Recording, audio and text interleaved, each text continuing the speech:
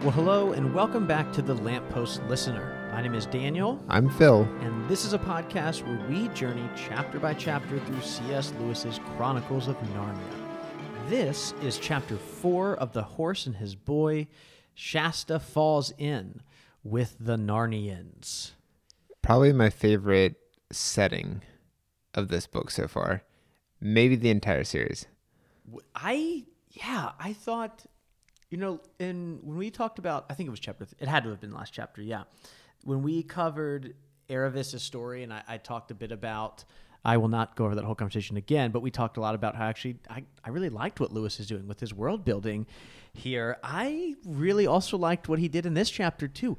When we first go into this city and he describes it, it's the first time I got a really strong sense of place ever in the Chronicles of Narnia, where I felt like I really had a good idea of how everything was. He talks about all the different kind of senses and how, Shasta is feeling in that. And it felt the first time where instead of what usually happens in the Chronicles of Narnia, which is that Lewis gives us a couple of details and I let my imagination fill in the rest.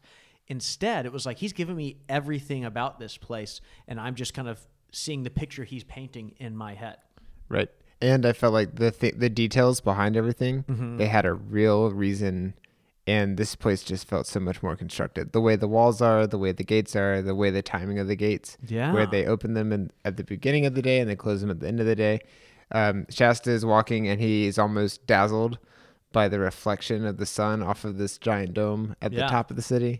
And the illustration at I don't know where it is in your version, but for me, it's first or second page. Yeah, it's still pretty clear. It's in the first few pages. I love this. It's just, I feel like I really understand what this place is like. I mean, you get really strong Minas Tirith vibes when you look at the picture. Mm-hmm. Not the architecture as much, but you look at that, or maybe like Mont Saint Michel, right? That famous landmark in France, where you kind of have this city on top of a hill, surrounded by the water, right? And it looks really cool. And then you have some of that Middle Eastern architecture here, that beautiful architecture. You see minarets here. You kind of have some Moorish qualities to it as well. I mean, it seems, I almost like got the feeling that, based on kind of where it is around with two rivers. Now, this is not exactly how this works, but the whole city of Istanbul, right on that isthmus, has water surrounded on three sides of it. And so I did get... I did feel a lot of that. Even just talking about the dome, it's hard not to think of the Hagia Sophia, which is kind of what I thought of, even though that's not, a Byzantine architecture. It's obviously now a mosque, and with those minarets, I think a lot of us think of that when we often think of architecture in that part of the world. So it really gave me a sense of place. Now, there's other parts that come with that I thought were some things I did not like. As I say that, Phil, his microphone has dropped. Are you disagreeing with me, or you also were upset by some of these things? I'm trying to fix my Well, so Phil, he got bored as I was talking about some of these things. I'm just going to vamp here for a little bit and tell listeners more about this chapter as you try to fix your mic stand. We're not live, but I'm going to act as if we are. Please support our show. Daniel bought these $12 stands like 5 years ago. They are fine. And they're so bad. We do not need fancy mic stands. We can he's having a lot of trouble. But let me say a little bit more about this chapter here. I was dumbfounded when we came across Edmund and Susan here in the 4th chapter of this book. I did not think we were going to see... And, Mr. Tumnus is here, too. I didn't think we were going to see a single one of these faces until maybe like the penultimate chapter or something. And I got to tell you, I didn't like seeing them here. Oh, no. I didn't like it. Oh, dear. Like... I know I'm not supposed to say all this stuff because, we're critical when we want to be, when we feel like you're kind of the more controversial host. Oh, hush. They were talking in their very fanciful ways that they did at the end of the Lion, the Witch, and the Wardrobe. That didn't bother me as much. As we ought not to do. I think you're saying the opposite of what you mean to say. We ought to do. As we're wont to do. Old English is so weird. What did you say? I said Old English, not that Old English. Older English. I thought you said the English are so weird, and I was like, come on, man. You can't say that on the show. Please don't do this to us. Actually, most of the audiobooks that I've listened to in the past 3 months have had an English speaker. Sure. And it sounds so much better.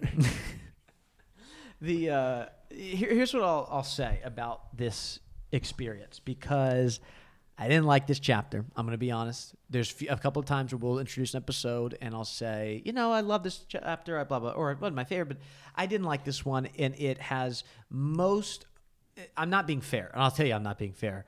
I have no idea where the story goes from here. And I'm slightly afraid that this is going to become a Pevensey story that I just didn't know about. Like, I actually don't want to follow Susan and Edmund for the rest of the book. And, my guess in the last chapter was that they were going to fall in with a group of Narnians on the other side of Tashbaan. But you thought they were going to be talking beasts. I did. I thought they were going to be talking beasts. And I was like, these will be some of the new characters for the rest of the book. And I got some of that right in a way. But I am slightly concerned that now Susan and Edmund will join the party of travelers going with them to Narnia. And as much as I've been ragging on Shasta throughout these first few chapters, I really don't want him to get lost in his own story. So I already, just like I do always on this show, I said my controversial statement, and then as I explained it, I'm walking most of it back, right. Which is that I didn't necessarily dislike this chapter as much as I am. It took everything I thought, and it really kind of shifted all my expectations about this book. Right. And so I'm like, wow, wait, is this not going to be about 4 people traveling to the north? I don't know. I really did not, like, I have never been this surprised while reading the Chronicles of Narnia coming across these 2 characters here. Right. And Mr. Tumnus. I didn't know we would ever see him again. So here's what's fun. I think that we prepared for this at slightly different times, but I was blown away when we got to see, and I thought there might be some connection with Narnia, but I thought it would be very distant. I didn't know that we would get to see characters that we hadn't seen before. But for some reason, when Mr. Tumnus showed up, I was way more hyped for him. Yeah. Man, I thought this is incredible. And we get to see him, hopefully, we've only seen a little bit in this chapter, but we'll see him in a better light, is my hope. Where it's not just it's sunny there, or it's not winter anymore. First of all, no, yeah, I mean that was really cool. But I guess we gotta go to the beginning of this chapter first before we get too much into this discussion. So perhaps a chapter summary. Even chapter summary. Why don't you tell us what happens in this chapter? The 4 travelers make their way through the city gates of Tashbaan and begin slowly navigating the crowds inside. When a group of Narnians pass by, they mistake Shasta for one of their own and take him back to where they are staying. Thinking he is Corin, a prince in Archenland, they question him as to where he has been, but Shasta claims to be unable to remember anything. Tumnus the Fawn concludes that the boy must be dazed from the sun, and this is enough for the group to let him rest while the conversation turns to other topics. Susan confirms that she does not want to marry Prince Rabadash, and that as a result their party must be on their way. However, at the last moment, Edmund has a dreadful look on his face and prepares to tell them his terrible realization. How did you feel writing this chapter summary? This was the toughest chapter summary Really? yet. What do you think made it so hard? I think that there are not a ton of action points. Usually I go through and take the big moments throughout the chapter, and I'll usually write too much, and then I'll have to whittle down, and I'll take out something that I wrote that was summarizing the first page or 2, and I'll replace it with something that covers a little more ground, a little faster. This one, I wrote it, and I rewrote it, and I felt like I didn't have enough. It didn't feel like enough of a summary, so I had to go back and fill in more details to get up to our customary 150 words. It did feel like the chapter was really heavy on atmosphere, and especially contrasting kind of the atmosphere of Tashbaan as Shasta is coming into the city to then the atmosphere when he is with the Narnians, right? I mean, he sees some really bad things as he's in the city. He sees slavery. He's even kind of yelled at in this very a guy yells at him like, you shouldn't talk to me, I'm higher up than you. We see like really how strict this class system. And they call him a horse boy. He says, "Hey, horse boy." Did they really? I forgot. I didn't. But so we see that, oh man, like despite what, the beauty of the picture here and kind of as much as I'm loving the world building, you're seeing kind of this harsh reality of the way that people are acting here. And then that's contrasted with, he gets to go, when doesn't Mr. Thomas give him like ice cream or something, like sorbet? Sherbet, yeah. Sherbet? Oh, that's what it is, yeah. And so it's literally a contrast in that. And so that feels like there's not as much that like actually happens as much as there is this atmosphere shift once he, quote unquote, falls in with the Narnians. All right, so the chapter begins with us getting a nice long introduction to the city of Tashbaan. We get it described to us as kind of, between these, I believe it's between two rivers. It's like built on an island. Is that right? It sounds like I'm acting like I don't have the book like one click away from me. It wouldn't be hard for me to find out. It was a rhetorical question. Right, yeah, that's obviously it was. And I love this description that Lewis writes. He says, round the very edge of the island. Oh, so it is an island. There we go. So he says, round the very edge of this island, he's talking about the buildings, that the water lapped up against the stone.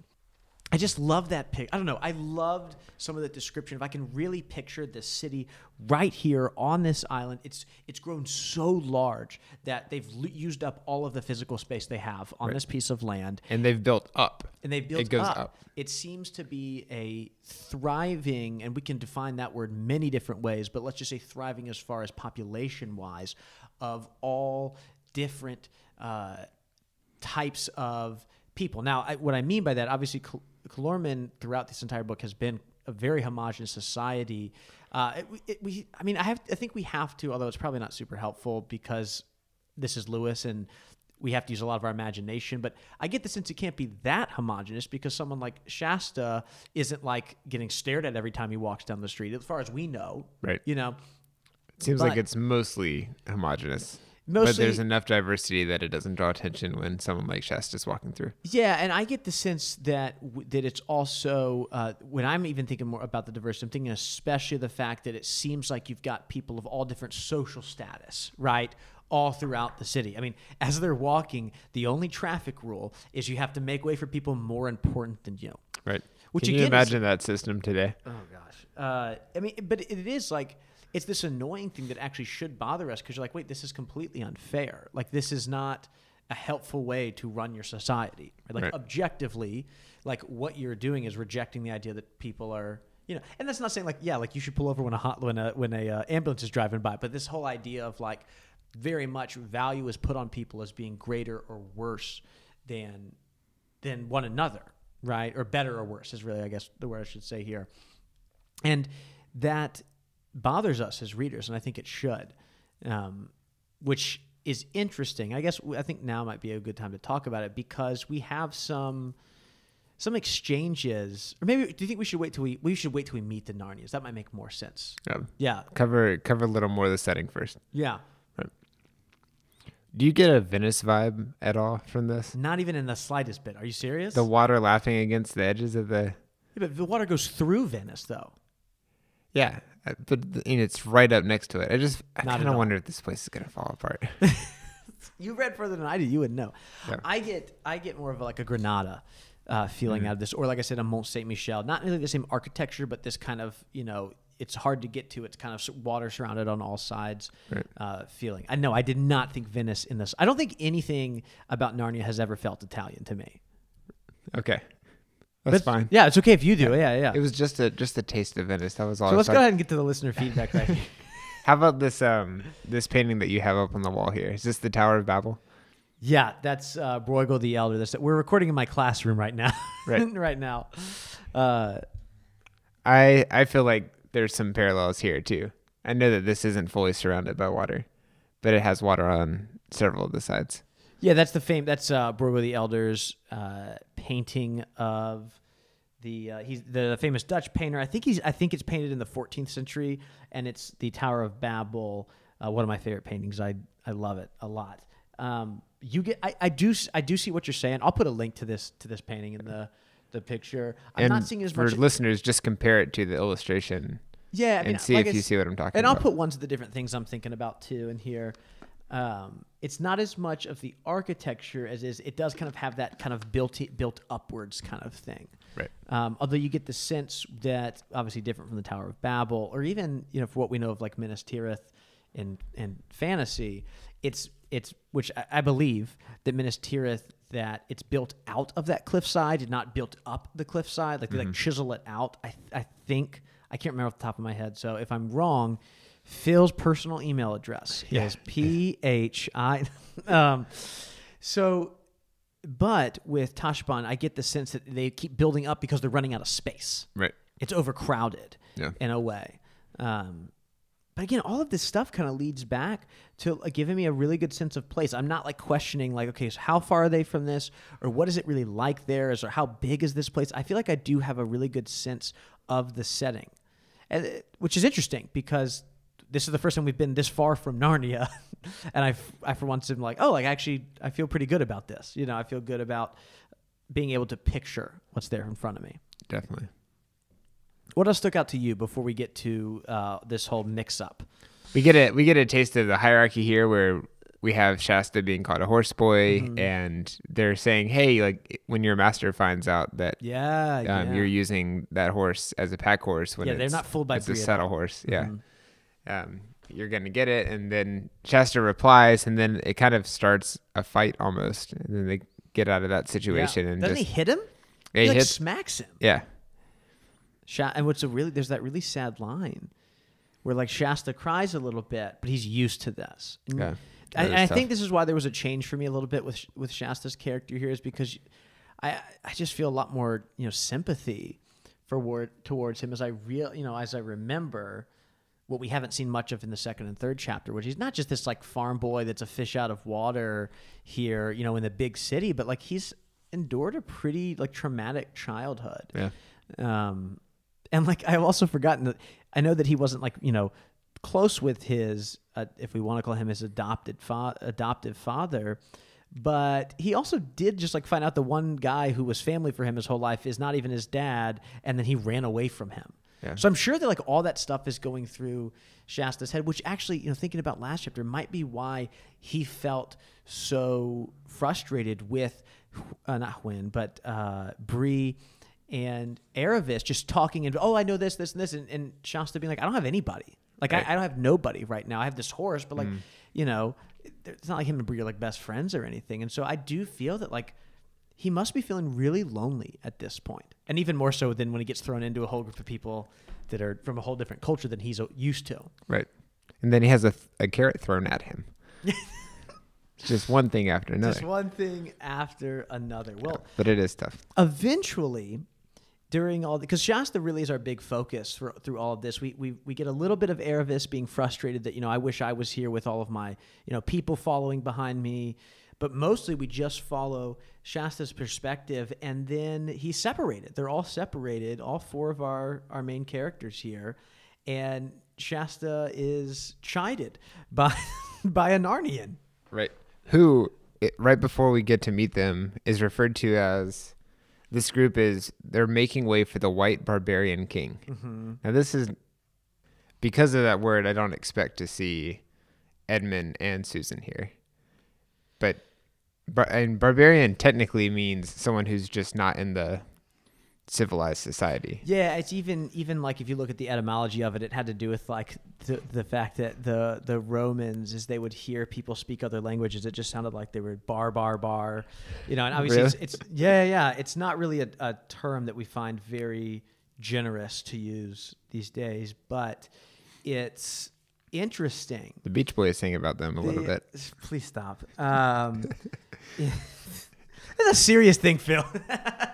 It's been thousands of years. I think it's okay to joke. But yeah, so you in ancient history, you have in particular, you saw it with Greeks and Romans, and even in Christendom as well, kind of this referring to barbarians as people not belonging to kind of your tribe, your community of your civilization, right? So during the time of the Roman Republic, you're calling, or even like when you get to the Roman Empire, you have the kind of invading groups of people being called and labeled barbarians by the Romans. And then we see it even a little bit quite a bit into medieval history as well too. And so the sense that we get here, and I think maybe this is the good place to kind of park the car for a minute, is that we have this kind of sense of, and this isn't a real word, it's at least not one that's recognized by the Oxford English Dictionary, which is my favorite dictionary. More of a Merriam-Webster guy, but okay. That's okay. That's like wasn't he American Webster? Just joking. I mean, it's okay. Tolkien, I just think it's like, this is such a silly thing that I just need to mention. I feel this like weird, not ownership, I feel this weird like kinship toward the Oxford English Dictionary because Tolkien wrote a couple of the things for it. Mm-hmm. And I'm just like, I like his books a lot. And so because I like a lot of his books, I'm like, well, like he's like kind of my friend. I've read most of his stuff. And so I get this sense like, that was my friend helped write those things. So I do like the Oxford English. But from both sides, the Calormans, and we're going to see this with the Narnians as well too. There is this kind of like othering, this otherism that occurs between kind of both groups of people here. Are you familiar with this kind of idea? Of the grouping of people? Of like the idea of like othering. Yes, where you basically have your group and then you define anyone who's not in your group with a blanket term. Exactly. So I believe, I was trying to do something. I'm not a philosopher in the slightest bit. In fact, especially when it's philosophy after the Middle Ages, it is not any kind of strong area for me. So, feel free, other people, to correct me if I'm struggling. Just can't even. You're killing it with the puns today. But what I'll see if I can rustle up some more. So there is the whole concept of self, right, that exists, right? There's a philosopher in the 18th century, or he might be 19th century, because I think he actually kind of straddles both centuries, named Hegel. He talks about kind of the idea of like self has to then mean there must be an existence of an other, right? It's like to have a sense of self, he argues there has to be a comparison to something else. And then Edmund Russell takes that kind of another step further later on, like about 50, 60 years later, and kind of leads to, it's up to the, in postmodern philosophy there. We see this all the time in the modern world. We see this when we talk about, just the way of kind of like, we see it in polarization and tribalism and all these things. And we get that from both sides here, kind of viewing the other culture as the other, right? Almost in like a pre-globalized way. I mentioned in the first episode that I know very little about race in the 20th century. And so I don't not be super wise for me to try to like put my feet in this conversation, knowing that this is a place of ignorance for me in some ways. And so what is interesting is Lewis writing this at this time would still have felt some of this himself though, right? Because even you have that after the fallout of both World War I and then World War II, you have this kind of sense of other that occurs across the world. And thankfully, I do think it seems things are nowhere near perfect, but some of that has gone away as the world has become more globalized, especially through the internet, right? Like we see some of that. But we hear from both the Narnians, some of our heroes from the last couple of books, Susan and Edmund, that just kind of speak of the Calormans without much charity at all. Right. And then the same thing, the Calormans speak the same way about the Narnians. Here's, they call them barbarians as they come through the streets, which is like not a nice thing to call someone, obviously. Right. And that's where we get into some problems with the text, because it seems it can be easily misconstrued in a way that feels like putting down different groups of people, right? Yeah. And I think the general concept behind the others is the big takeaway here. We have two groups who are pretty much keeping to themselves, and there's a little bit of overlap, but even that little bit of overlap is causing this conflict. Yeah, and I think that's, like I said, we'll talk about some of these more tense issues as they pop up in the text. But I do think it would be unwise for us to just kind of like stay in this space the whole time and be, as Lewis would say, chronologically snobbish, right? And not really see what Lewis is trying to communicate to us in here. And I think the big tension in this chapter is not our perception of this as 21st century readers. It's instead the perception of two clashing cultures and the fact that there's really, like I said, not a lot of kindness between the two. Even the way that Susan speaks about her potential fiance, that kind of came out of nowhere too. That was weird. Also, I'm not a fan. I was giving Lewis a lot of credit in the last chapter about great names. Not a fan of Rabadash. Yeah. That sounds like an SNL name. I don't know. Maybe if other people like the name Prince Rabadash, go for it. It sounds like what you would name your horse if you were super rich and entering him in a race. But yeah, I didn't find that to be the best name that we've come across so far. Right.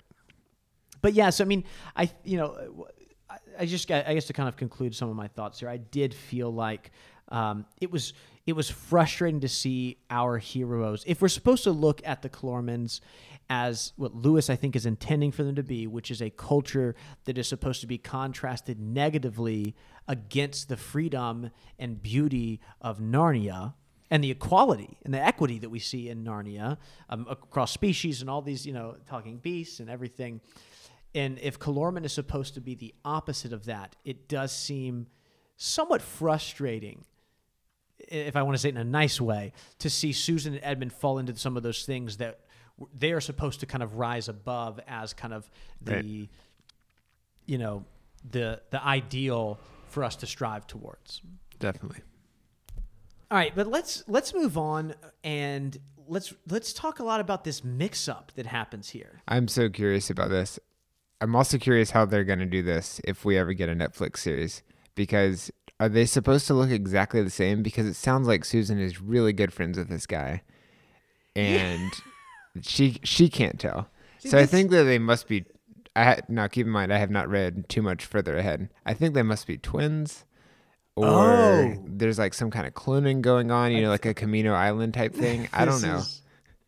All right. Here's what I'll say about this, because I did say I'm gonna jump back again to being like, yeah, I didn't love this chapter, because if they, and maybe they will be, so it's fine. If they aren't twins, this makes Susan look kind of stupid.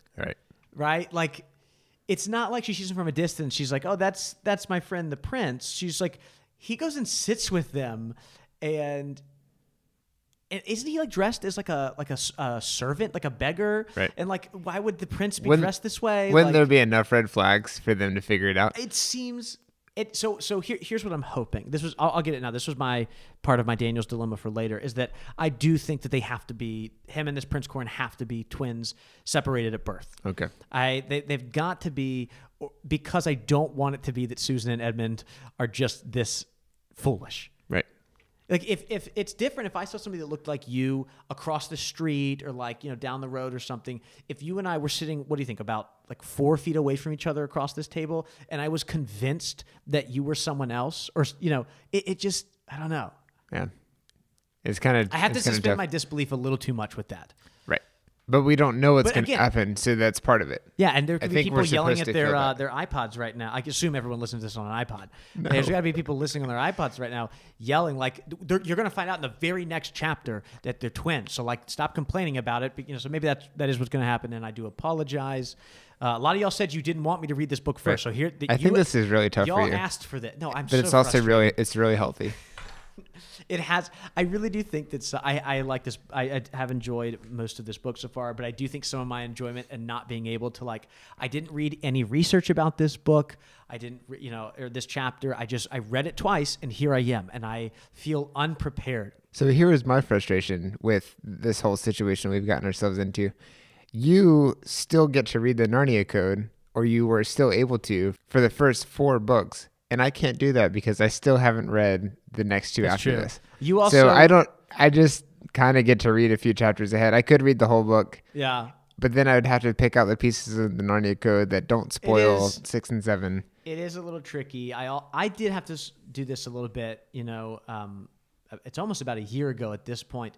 I listened to Dr. Marcos's lectures. I have to skip some of those. Yeah, too. I know you've recently been listening to them, and I had to skip just the part when he gets to the horse and his boy because I was like, I don't want to be spoiled on it. And it was only like 10 minutes from one of his lectures. Again, listeners, he does a great job. If you have not, it's 6 hours long. I think we mentioned it when we had him on the show, but he does a phenomenal job. With the great courses. I mean, they were like for $12 the other day on the great courses. Yeah, so I will say there are multiple ways to get those. You can go through the Great Courses website. They're also available on sites like Audible. Yeah, I got mine on Audible. That's where I do mine. But if you want to go that route. And then it's also available through the library. Oh, really? In a lot of ways. So if you have Is that what you've been doing? Yeah, so through the Hoopla app, which a lot of libraries pay for, you can then access a certain number of courses. I thought we didn't have Hoopla through our library. Which library are you going through? I was going through the one in Henrico. Yeah, it's through there. They have it? Yeah. Oh, okay. Yeah. All right. Well, good to know. I know they don't have Canopy, which it wasn't until I became a grad student that I was able to get. I would love for them to have Canopy, but you said for some reason the bigger libraries won't do it. If anyone doesn't know, this is a great PSA for you. Again, Phil and I, big fans of the public library. Canopy is a streaming service for like a lot of great indie films, a ton of classic cinema. It's someone like I really enjoy watching old movies. Anna and I, it's like our favorite thing to do on Friday nights is put in a movie, and a lot of times we're like 1970s, the most recent we can be, and we'll go back and we'll watch a lot of fun old stuff. And Canopy has so much stuff, and it's free, but you get it through either your public or university library. But for Phil and I, all the public libraries around us, they don't work with Canopy. So it wasn't until I became a grad student at the University of Richmond that I was able to, like, the first thing I did was sign up for Canopy. I was like, I have my student ID, and I went to Canopy, and we've been just going through so many great stuff. Been watching a lot of like old Russian movies too, from like the 30s and 40s. Nice. There's some great stuff in there. So if you haven't checked out Canopy, go see if you're public. If you use your library card, go see if you're able to get it, because it really does have a lot. And they have modern stuff too. They have some pretty new stuff as well. But it's it's free. It's totally free. And the great courses are on there. And, are they on Canopy too? They are. Oh, that's so great. Yeah. As of this recording, everything changes because people get different amounts of permission to use stuff for different amounts of time. We're recording this in 1994. We should say that is a good point. Yeah. So there's no way it would sound this good. Yeah. Have you ever listened to music before 19 whatever year I just said? I stand by what I said. I'm kidding. No, are you serious? I'm not serious. I had a friend. I'm not going to name this person. I had a roommate once who, like I said, friend, and then I thought about this. I'm like, no, they're just a roommate because of what they said. No, it is a friend, but who said they only could listen to covers of the Beatles because it sounded too old in the original recording. So they're like, yeah, no, I love, Magical Mystery Tour. I only listened to this cover because the real version from, I guess, what was that, that was 67, I think. Sounds too old fashioned for me. And the Beatles are my favorite band of all time. And so it like really bothered me that most of the songs I knew were from Across the Universe soundtrack. Oh, gosh, yeah. So what was the name of this group? The Beatles? Would you please stop? Get back to this chapter. Do you like the Beatles? I know your wife. I'm not talking about the Beatles. No. Your wife is great in so many ways. Sarah Jane and I have always felt she just is like, I don't get it. I don't like them. Yeah. It's like a lot of stuff from that time period. I like some of it. I don't care for some of the other stuff. I don't like them as much as you do. I'll say that. I mean, that's fair. Yeah. But you will acknowledge that they're one of the greatest groups of all time. I will acknowledge that, yes. Thank you. Okay. Yeah. It's not subjective. That is an objective opinion. Our email is thenarniapodcast@gmail.com. If you have thoughts and opinions. We have a special folder for you. Yeah. But remember, if you disagree with me, there's that trash icon on the Gmail app. So... and he's going to click it, and then 30 days later, it will automatically be deleted. I do feel like recently we have been like talking about deleting stuff from our listeners. I feel bad, especially because... I don't think any of this is going to make it into the final. No, I put it in there. Why not? We're having fun. No. People like our cordial You're the one who has banter. to be home in 12 minutes. Yeah, we do need to go home soon so we can both... you're coming over for dinner, though, aren't you? I am. Yeah, we're going to have a good time. Yeah. Let's wrap up, because... we've talked a lot about this. There, again, like you said, there's not like a lot of stuff that actually happens. There's one big main point that we find out. Oh, yeah. Tell us that. And it is that Susan was considering possibly, or at least here to visit, and decide whether or not she wants to marry this guy, Prince Rabbitash. Yeah. Keep going. Yeah. And she does not want to do it. And they say some pretty unkind things about him, but it sounds like he hasn't been the best guy.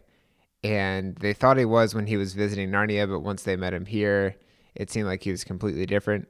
And so they decided they want to leave, but there's something wrong with that. And then right at the end, Edmund is about to tell us, but the chapter ends. I know, and I have no idea. I can't wait till we're done. Later tonight, I'm going to read the next chapter. But because this was a great cliffhanger. This was a really, really great cliffhanger. But I'm really interested in the marriage customs happening here. And like I said, this feels like I can use less of my imagination to fill in the gaps and more like there are actual answers, which often has not been the case in Narnia. I sound like a broken record because we've talked about this a lot over I think we did, last chapter and then this chapter. But it seems like there's like this weird, like he came and visited her in Narnia, I assume at Cair Paravel. And it seemed like, oh man, and this is a great lesson, especially for young readers listening. I mean, reading, not listening to us, but the whole idea of like he kind of puts on this like facade while he's in Narnia, and then as soon as she meets him at his home, like we found out he seems to be a pretty not very kind guy. Right. We don't know exactly what's happened, but she's been like, yeah, the guy who showed up in Narnia is not this same guy. Not, he's acting very differently, and I think it's something that a lot of young readers are going to experience. I mean, we all can think of times people have been like this, and it's something to avoid and something you don't want to do yourself. But what's interesting is, so he goes to, I assume, like court Susan, and then she's coming back to like accept that, or at least like see more of that. It's like the first part makes sense. Okay, send a young unmarried prince to the court of a young unmarried. I think they're both in there. I don't know about him, but she's what, about like 25, 26 at this point? I would guess. An unmarried, although it's an unmarried queen, not a princess. And I guess I'm just confused as to why she would come back to like see what are they there? I just want to know more. Are they there under these kind of like false pretenses, or like we're just going to come back, we're going to see if this guy's really okay, but they have some other like reason, to be there, at least what they're saying to the Clormans? Or are they like, we're just going to come check him out from, in his own house and see how he behaves there? Right. Or maybe they're just here to visit. No, but it sounds like it's there for this thing though, right? Right, but they're doing that under the presentation of we're just visiting. That's well said. See, this is very hard for me to not know where we're going. I just feel like I just am saying so many things that are probably so wrong. Right. Welcome to my life. Do you feel like just ignorant on the show all the time? No, I wouldn't say that. Wouldn't go that far. If people, I was saying that sarcastically to Phil, so I don't know if that made its way through on the. Sometimes it is hard when we're recording in person when Right, when there are multiple layers of jokes and sarcasm and references. Yeah. It sounds tough. Well, yeah, like you said, it does end here with Edmund saying, wait a second, something else is going to happen. Here's my other guess as to what's going to happen. This is your dilemma? Well, Daniel's dilemma. My real dilemma is that they are twins, that him and Corin are twins. And I wonder if his realization is going to be something like, wait, we dropped Prince Corin off at this location, so it can't be like he's like. I think Edmund's realization is right now very quickly like this isn't Prince Corin. I think that's his realization. I don't think this is going to be like an Aladdin type story where he's going to have to fake being Prince Corin for like a couple of chapters or things. I think the cover is going to be blown very quickly. Okay. And I can also guess that because chapter 5 is called Prince Corin. Okay. Excellent. I do want to point out the sherbet part. Can we talk about this real quick? I'm always down to talk about this. How is there sherbet? It feels like kind of like a medieval time, not a ton of refrigeration. Are they shipping ice from somewhere? I'm sure we could like find a reason for it, but did it stand out to you at all? I mean, you still had some very, medieval ways of using refrigeration. Okay, so we got to remember, these are the wealthiest of the wealthy people. Okay. Right? Did Shasta's dad have any way of refrigerating food? No. Do the kings and queens have, maybe they're going to have access to well, again, I don't know what Narnia's like. I don't know which lands have the spices and which don't. But let's say that Narnia has salt. if they have salt and they have other kind of cool places to refrigerate to at least a little bit, they would be able to make. What is sherbet made out of? It has dairy in it though, right? It is a frozen mixture that does have fruit as the main ingredient, but it either has milk, egg whites, or gelatin in it. Okay, so some kind of, I mean, so it's. Ooh, here's an additional fact. It comes from the name of a Persian drink made of fruit juice, water sweetener, and a cooling component such as snow. So maybe they're sending someone up to a nearby mountain to scrape off some snow, and then they're bringing it back down. You think it's like when you were like a kid and you go out and play in the snow and you make your own snow cones, stuff like that? That's inappropriate, and I don't want to talk about it. No, not like that, Phil. Like, no, you never took like, I would take like apple juice outside, like pack the snow in. I can't believe you went there on the show. This is a G-rated show, Phil. You go out, you take the. Now I can't even think straight. Gosh. I did have Italian ice growing up. That's what I'm kind of picturing. Yeah, that's with the little wooden paddle. Oh yeah, that's great. Yeah, because you couldn't use a spoon. Oh gosh. All right, and that is a great place for us to end today's chapter. Lewis does some great world building here. I'm interested to see what happens. Yeah, so there's a lot in this chapter. There was not a lot happened, but a lot to unpack. And I'm really, really interested for the next chapter. I got a feeling it's going to be a really good one. I'm really looking forward to it as well. All right, so before we go, as always, we have a little bit of listener feedback to get to. And today, I went with something a little bit different in my choice of listener feedback. And are we going to right some wrongs? And in a way, right. We mentioned back in one of our hiatus episodes, I don't remember how it came up, but we talked about Taylor Swift. Yeah, have you heard of her before? Yes. Okay. She is a Grammy Award-winning singer, songwriter, and I don't have a third thing to say, but I'm sure that there's some other third Performer. Performer. Great. And I think I mentioned that I really liked the 2 records that came out last year in 2020. And I said something about her fans. I don't remember the context of it. And then we released that episode a couple of weeks after we'd recorded it, and we got a plethora of responses. Then I remembered I had said something about her fans, like, I don't know what they call themselves, if they're like, parrot heads for Jimmy Buffett or something. Mm-hmm. Well, more than any other topic that has ever been brought up on the show, we heard back from people within just like a few days. We had multiple. It was a very concentrated amount of feedback. Very swift. People just letting us know, hey, we are called Swifties. Right. So, and everyone was nice. Nobody was rude or anything like that, but just everyone is very. So many people. In fact, we have to make an apology on the show because I mentioned that the guys over at Pints with Jack were big Taylor Swift fans. Swifties, as I now understand them to be called.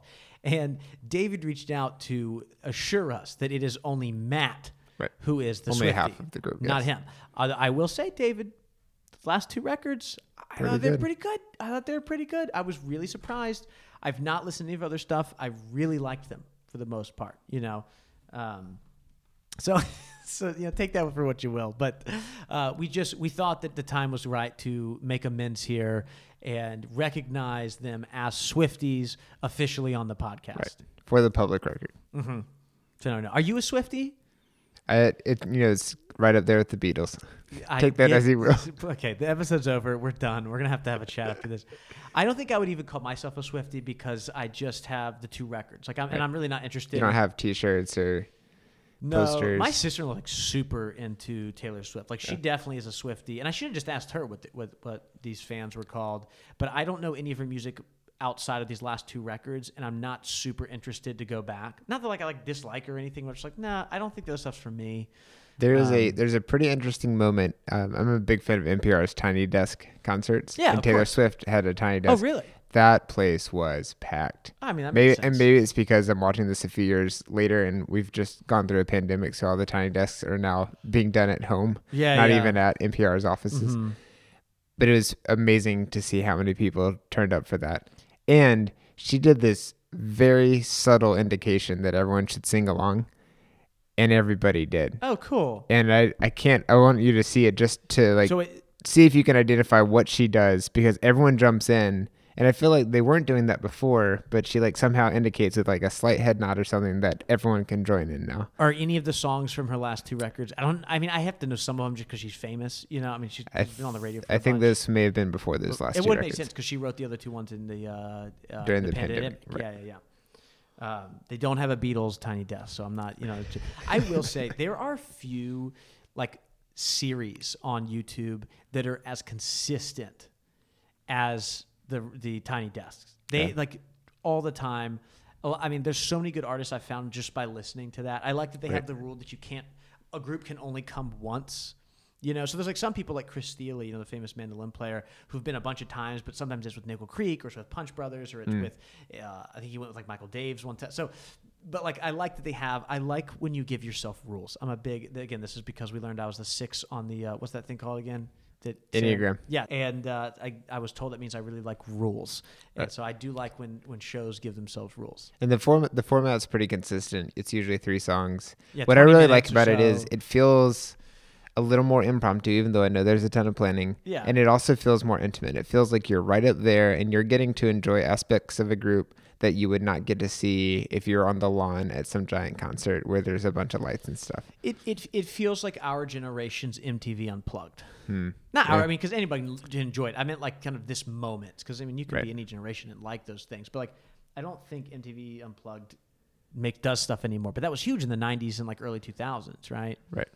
Well, now that we're talking about MTV, I think that is a perfect time for us to wrap up today's episode. Would you like to do the end credits, or you want me to do them? I'll do it. This episode is made possible by our patrons over at patreon.com. If you'd like to support the show, you too can listen to a bonus episode each month, along with other rewards. Special thanks goes to Elias Dean, Hannah Anderson, John Marr, Emily Margaret, and Ryan Smith for supporting us at our top tiers. Now, Daniel, we should point out what some of these rewards are. It includes stickers based on the album art for the show. Yeah, we have this season's album art is also a sticker, and we send... you were gracious enough that even when people do sign up later, like say you sign up right now, you get the stickers for all the first 5 seasons. You don't just have to start here. We'll even do include a few bonus ones. Yeah. As long as we still can, we'll do that. You also did, I just want to remind people, at that highest tier, you have painted, and you were kind enough to give me one, but you're not painted, excuse me. You illustrated Mr. Tumnus in his cave reading, and it's like a pretty large. How much was that? It's 16 by 20. 16 by 20 feet or inches? Inches. That makes more sense. We'll put the conversion into centimeters in the show that's notes. true. Yeah, for our European listeners, sure. Actually, our everywhere else listeners.